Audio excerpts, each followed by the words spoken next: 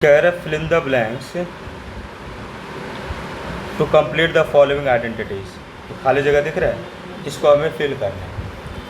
तो इक्वल के इधर वाला वैल्यू जो है ना, सबसे पहले इसे लेंगे हम। इक्वल के इधर वाले वैल्यू को हम यूज़ करेंगे। जो वैल्यू दिख रहा है इसका इस्तेमाल करेंगे। इक्वल के इधर वाला LHS का आएगा कहलाएगा, और इक्वल के इधर वाला हमारा क्या कहलाएगा, तो हम लिख देंगे LHS लेंगे। पहले क्या लेंगे हम, LHS। तो एस स्क्वायर खाली बैठेगा कोई,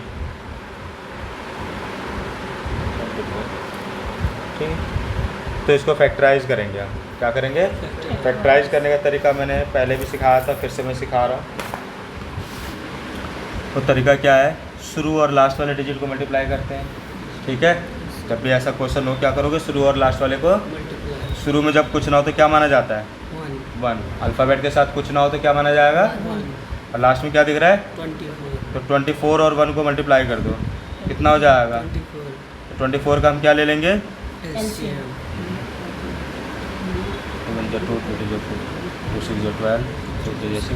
12, बीच में क्या दिख रहा है 11।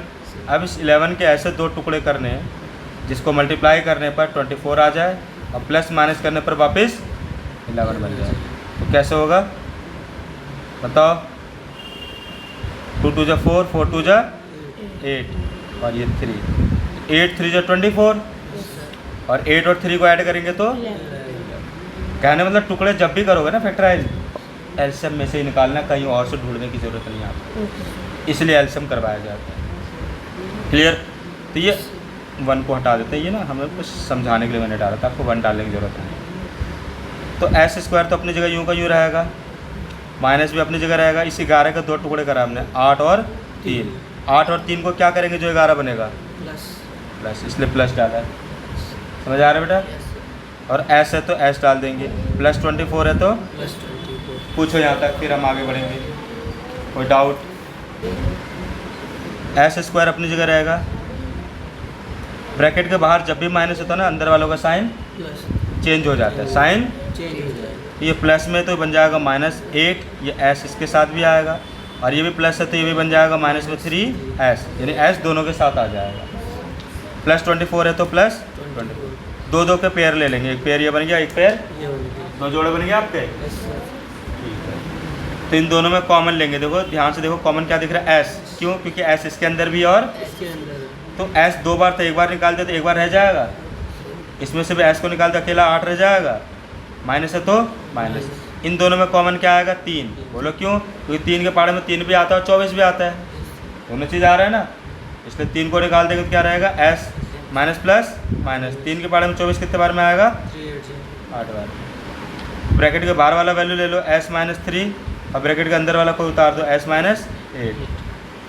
ठीक है, तो हमारा जो आएगा राइट हैंड में 2 ब्रैकेट दिख रहा है, पहले वाले ब्रैकेट में ये वाला आ जाएगा, दूसरे वाले में। क्लियर हो गया हमारा आंसर, यानी हम लिख देंगे राइट हैंड RHS। एक में आपको खाली दिया है और दूसरे में पूरा दे रखा है, तो हमें ये वाले फिल जो खाली जगह है इसको फिल करना है।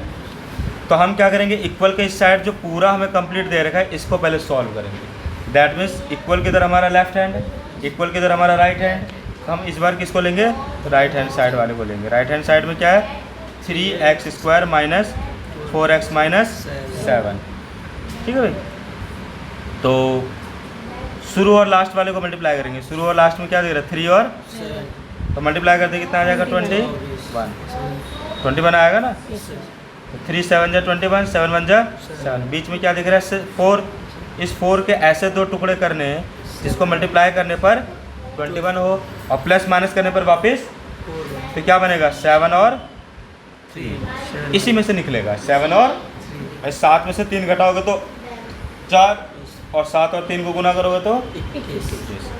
तो 3x स्क्वायर अपनी जगह रहेगा, माइनस भी अपनी जगह रहेगा। 4 के दो टुकड़े क्या है, 7 और 3। 7 और 3 को क्या करोगे जो 4 आएगा, माइनस, इसलिए माइनस डाला हमने। और x है तो x, -7 है तो -7। कोई दिक्कत रिपीट करना, खाली समझने तक सीमित मत रखना, पुराने वाले भी रिपीट करके क्या लेके आओगे। उसके बाद इक्वल 3x² अपनी जगह रहेगा, ब्रैकेट के बाहर जब भी माइनस होता है तो अंदर वालों का साइन चेंज ये x दोनों के साथ आएगा 7x, और ये माइनस है तो ये प्लस 3x, -7 है तो -7, दो दो का जोड़ा बन जाएगा, एक ये और एक। इनमें कॉमन क्या आएगा, x रह जाए क्या 3x, और x को निकाल दिया अकेला क्या रहेगा 7, प्लस इनमें कॉमन क्या आएगा, कुछ भी नहीं। 3 के पाड़े में 3 तो आता है लेकिन 7 नहीं आता तो यहाँ पे 1 ले लेंगे, जब कुछ कॉमन ना हो तो क्या लोगे, 1 तो रह जाएगा 3x माइनस 1 के पाड़े में 7 कितने बार में आएगा, 7 बार।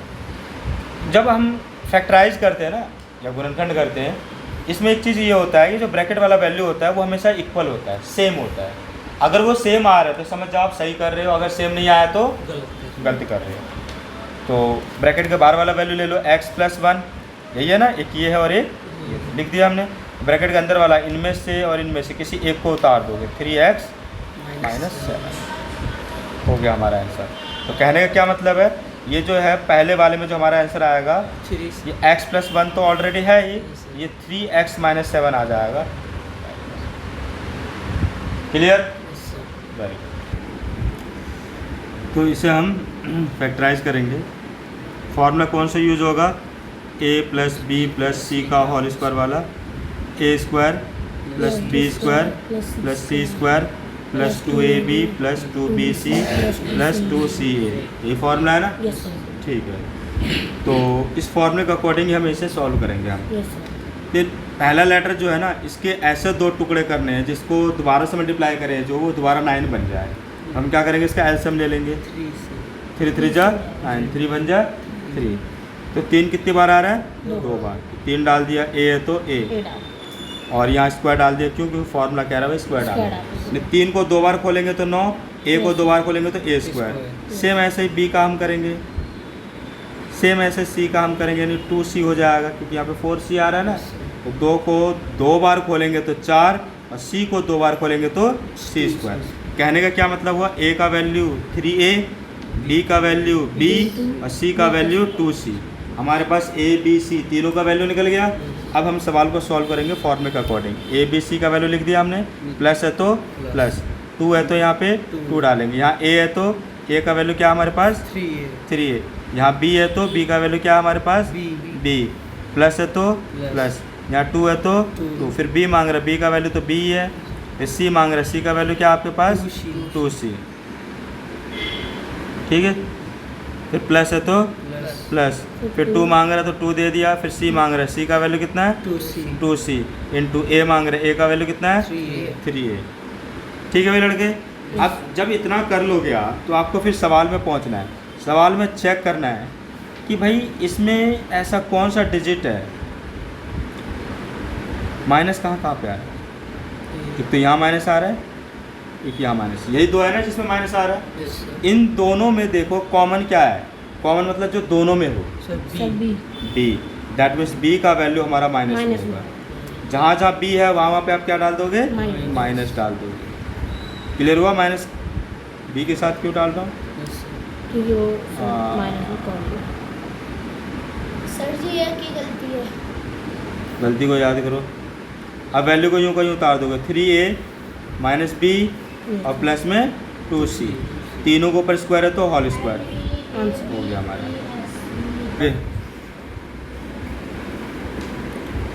ये सवाल दिख रहा है।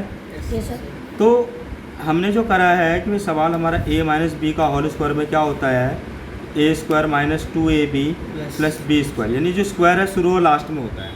लेकिन यहाँ पे अगर आप देखो स्क्वायर शुरू में दोनों दे दिया है, यस सर, क्या दे दिया शुरू में।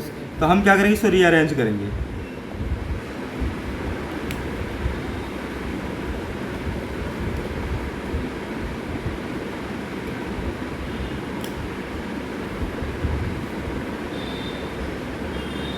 रीअरेंज द क्वेश्चन को हमने रीअरेंज करा। 16s² अपनी जगह रहेगा, ये बीच में आ जाएगा 40st।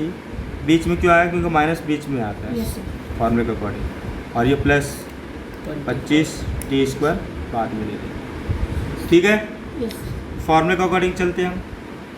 16 के ऐसे 2 टुकड़े करने जिसको मल्टीप्लाई करने पर वापस 16 हो जाए, क्या होगा?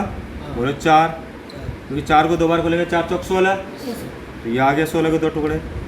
अब बीच वाले को छोड़ दो, लास्ट वाले में पहले आ जाओ। 25 के 2 टुकड़े क्या हो जाएगा? 5। अब बीच वाले में आ जाओ, ए का वैल्यू निकल गया, बी का वैल्यू निकल गया। फॉर्मूले के अकॉर्डिंग पहले माइनस चाहिए, फिर 2 चाहिए तो 2 दिया, फिर ए मांग रहा है। ए की वैल्यू क्या है हमारे पास? 4s। फिर बी मांग रहा है, बी की वैल्यू क्या है? 5। अब इन दोनों को मल्टीप्लाई जब करोगे ना तो ऑटोमेटिक 40 आएगा। तो 2 चौका है 8, और 8 और 5 को करोगे तो आ गया। अगर ए और बी निकल गया ना तो सवाल तो यही होता रहेगा, ठीक है। अब शुरू और लास्ट वाले के वैल्यू को ले लेंगे। शुरू में क्या है? 4s, लास्ट में क्या है? 5t, बीच में क्या है? माइनस। दोनों को पर स्क्वायर है तो होल स्क्वायर। इसको फैक्टराइज करने के लिए क्या करेंगे? शुरू और लास्ट वाले को मल्टीप्लाई करते हैं, सिखाया था। तो शुरू में कुछ नहीं तो 1 माना जाएगा, 1 और 42 को मल्टीप्लाई करेंगे तो 42 ही रहेगा। इसका एलसीएम ले लेंगे, 2 दूनी 4, 2 एकम 2, 3 सत्ता 21, 7 एकम 7। बीच में जब कोई डिजिट तो क्या माना जाएगा? इस 1 के ऐसे 2 टुकड़े करने हैं जिसको मल्टीप्लाई करने पर 42 आ जाए और प्लस माइनस करने पर वापस 1 बन जाए, तो क्या हो जाएगा? 2 3 जा 6 और 7 है तो 7 डाल दिया। 7 और 6 को मल्टीप्लाई करें तो 42 आ जाएगा, और माइनस करेंगे तो 1 आ जाएगा। हो गया 2 टुकड़ा। तो आर स्क्वायर माइनस तो यूं का यूँ रहेगा, ये वाला माइनस जो है ना ये यूं का यूँ रहेगा। ब्रैकेट डालोगे, 7 और 6 लिख दोगे। 7 और 6 को क्या करेंगे? जो 1 आएगा, इसलिए यहाँ पे माइनस डाला मैंने, कोई दिक्कत? और आर है तो आर, माइनस है तो माइनस, 42 है तो 42। तो आर स्क्वायर अपनी जगह रहेगा। ब्रैकेट के बाहर जब भी माइनस होता है तो अंदर वालों का साइन बदल जाता है। Minus minus plus 6r minus 42।